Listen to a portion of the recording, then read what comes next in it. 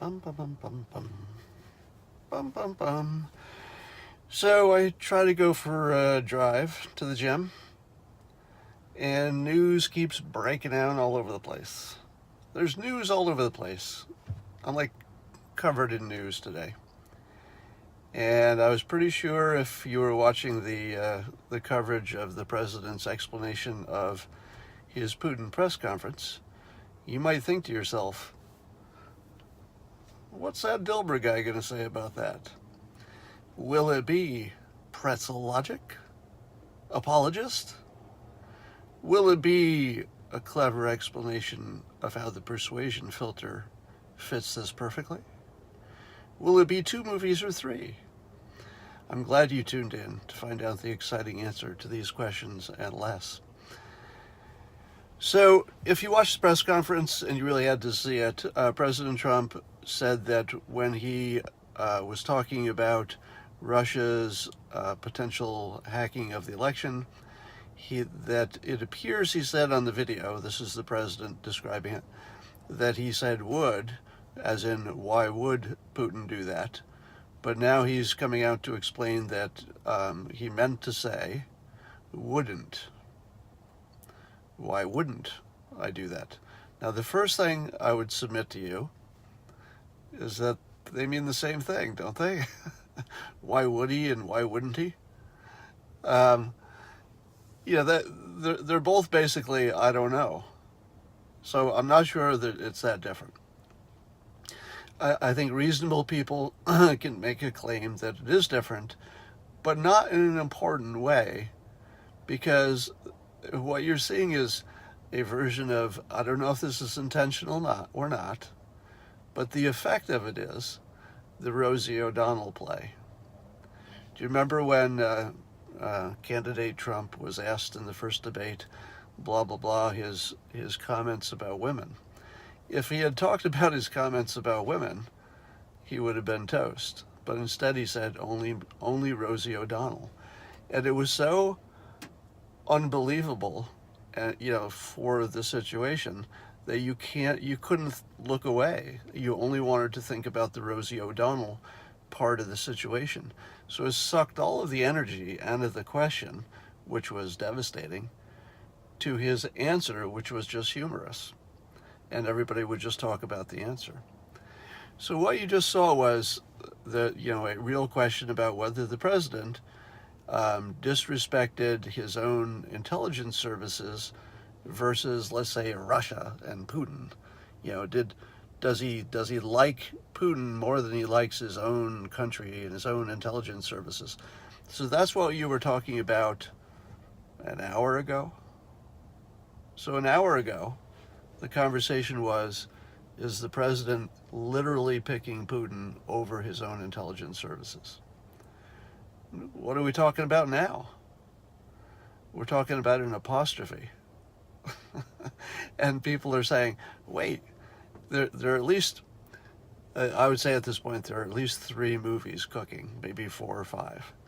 One of those movies is that, President Trump is Putin's stooge and Putin has something on him, or he loves Putin too much. And that, they're in collusion and always have been. And this answer would fit that. That would fit that movie, right? Because it acts like he's, going a little soft on Putin until he has to change his mind because of public opinion. So it totally fits that movie. The other movie is that he has continually for 2.5 years or however long, whenever he gets in trouble, and it seems like he couldn't possibly be in more trouble than that, he finds a way to change the topic so many times to new things you can't look away from, that you think it's been a year since that last thing. You just wait. In a week, you are not going to remember what he said with Putin. In a week, there's going to be so much stuff in the news that you'll think it was 6 months ago. So you're seeing the energy completely change from the question, which was, hey, is the president actually literally liking Russia more than he likes our own intelligence services? That seems kind of traitorous. to now you're saying to yourself, wait a minute, did he just tell the most transparent lie in the world right in front of us? Let's talk about the lie. Let's argue about the difference between would and wouldn't in this context. Let's see if we can get people who will be dumb enough to come on TV and defend the president with this lame excuse. Let's talk about would. Let's talk about wouldn't. It's a whole different topic. And it happens to be, and again, I'm not going to claim that this was an intentional play. I have no idea what the president is thinking, or whether aides were behind the wording of anything. Who knows? I think that's somewhat unknowable. But you can say for sure that it fits several interpretations of the world. It fits he's crazy, but then you also have to explain how did he get this far? How do you explain all the things that are going right? So that it's crazy one, at least this fits, but doesn't really fit with a lot of other stuff. It fits he's a darned old Russian collusionist, but doesn't quite fit the fact that we have, heavy sanctions on him, and, there are a lot of things that are not a perfect fit with that, but this does. It looks like he's going soft on Putin. But the other thing it fits is that he's doing what he always does, which is he's trying to play both sides at the same time. He's trying to get Putin to think that he has somebody he can work with and deal with him on the big stuff, and almost certainly, kind of give him a pass on past performance. Let me put a different frame on this. What the president seems to have been trying to do, and again, this is just one interpretation. I could see how people would see the same facts and have another interpretation. But what it seems to be is that the president of the United States has offered Putin essentially a virtual pardon if he'll turn state's evidence. In this case, that just means help us with our priorities. So while we're discussing how Putin has, if you're watching CNN, Putin has, totally won the day, and he's the one who has gained everything, and the president has gained nothing but a soccer ball. And you could see how somebody would interpret it that way, because that very much fits what you're seeing. But you're also seeing, and this filter fits the situation perfectly, a President Trump who has the strong hand offering Putin a pardon because it's good for the United States if we can just get him to do what we need from this point on. Mostly. All right, nobody is under the impression that Putin will do everything we want from this day on. But there are some big priorities, and there are some smaller ones, and the president mentioned some of the big ones. So while we're thinking about the words would and wouldn't, I would expect 2 or 3 more major stories to come out in the next 24 hours until we almost can't remember that time that President Trump might have said would while meaning wouldn't. And by the way, watch also, when I listen to it, and this could actually be my bias. This will be a good real-time test of my bias. So when I listened to the president, I thought he left open in his interpretation that he meant to say would, but he didn't. That he in fact said that he meant to say wouldn't, but they in fact said would. I believe that his critics are already turning that into something different, which is he telling us that the word on that video is really the word wouldn't when we can clearly hear it's would? Now, what's hilarious about that is that we live in the Yanni and Laurel age, and I'm pretty sure that everybody heard it as would the first time they heard it. But watch how many people, and it won't be a majority or anything like that, but you will be surprised how many people go back to that now, and because the most influential person, the most persuasive person of our time has just suggested that it might sound like wouldn't, even though he didn't say that. He simply suggested that he intended to say wouldn't. And by the way, check me on that, because I could be wrong on that. So look for people to actually believe they heard it the other way, and that's going to be your Yanni Laurel in real life moment. Now, I'll reiterate, for those of you new to my thing here, I don't know why he used that as his go-to explanation, but I can tell you the effect of it. And the effect of it is the same as Steve Jobs explaining antenna gate. Do you remember when the old iPhone was, you had the problem that if you held it a certain way, the antenna was blocked and it would cut off the service? Well, what could be a worse feature than a handheld device that doesn't work when you hold it in your hand? And that's what Steve Jobs was faced with. It was like the worst problem. It was just about the worst problem in the world.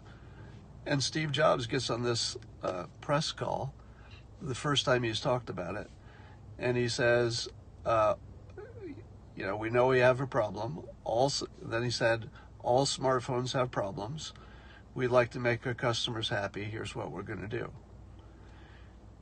Notice what he did. He changed the frame from there's a problem with the iPhone to there's a problem with all smartphones. You have to look at it in context. And then he also did the right thing, which is he said, I'm going to make it right. Look what Trump just did. All right? He changed the frame from, are you saying that you like Putin more than our own intelligence services, to, did you lie? Or did you really say would or wouldn't?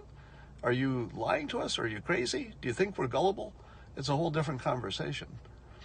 And so you can see him, shifting the focus. He did not make it right. He probably didn't make anything better, but you will note that he shifted the attention.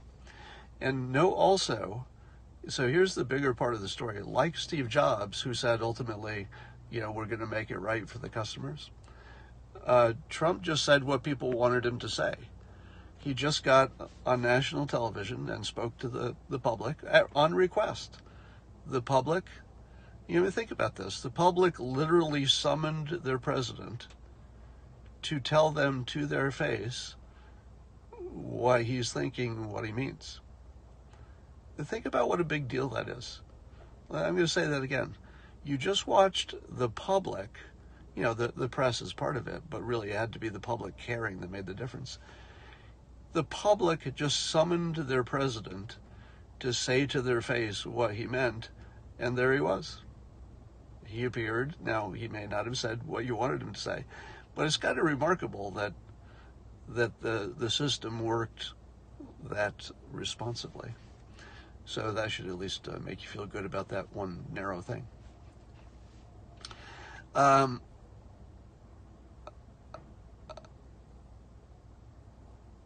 right, and just looking at your comments.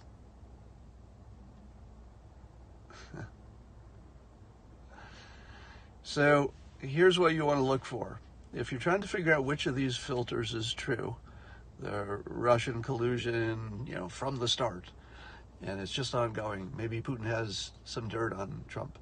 Is that movie going to be more predictive, or is the persuasion filter?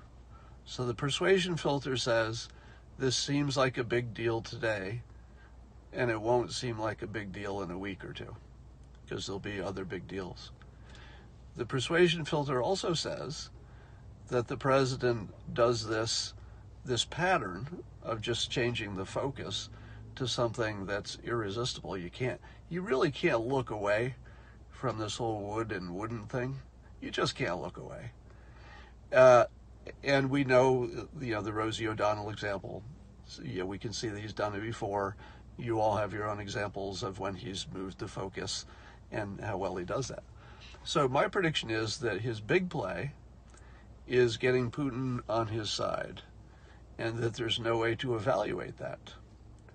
And that the only way you can judge whether something good or bad happened in what's happened in the last 48 hours is how Putin acts differently or not differently.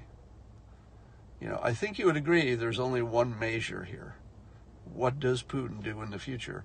Does he get emboldened? Which would be the Putin collusion theory says Putin will be emboldened. The persuasion filter that I talk about says that Putin will still be Putin, right? When I'm taken out of context later, somebody's going to say, you said Putin was perfect from that day on. No, nothing like that. I'm just saying that on our big priorities, Putin might become more useful than not. And on the things that he cares more about than we do, maybe Putin will be Putin.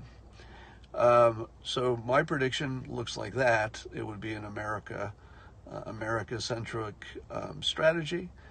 It would be typical for the president to take heat if it's the only way he can shake the box to get a new result.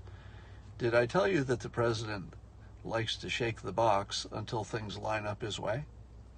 What you just watched was a second box shaking. The first box shaking was the press event itself and the fact that he even went. I guess the first shake is having the summit. The second one was how the press conference went. The third shake is what he just did. And I think you would agree that even though it seems like all the facts are unchanged, that what we're thinking about changes every time he shakes the box. So shaking the box doesn't change the facts. It just changes which variables you're focusing on. And he's done it now 3 times with Russia. And what do I say is his superpower? His superpower is that he can shake the box more than anybody else can because he's willing to take the heat as we're watching right now. I mean, imagine, put yourself in his position. Imagine that you just went on TV with this wooden thing and been blamed of being Putin's, Putin's pet and everything else. Imagine that was your last 24 hours. Like, how would you feel? You dedicated your life to getting to become president or whatever, and then your last 24 hours is you being blamed of being a Russian spy, blamed of treason, and called every kind of liar name, blah blah. Now I'm not defending him or accusing him. I'm just saying that's his landscape today. So today he's taking more heat than most presidents would take in a month. And he's able to do that apparently, because something tells me that if it were a good time to golf, he'd be golfing. Somehow he has this unnatural way to do that. Anyway, so that's enough for now. I got to go work out. You should work out too. Fitness is important.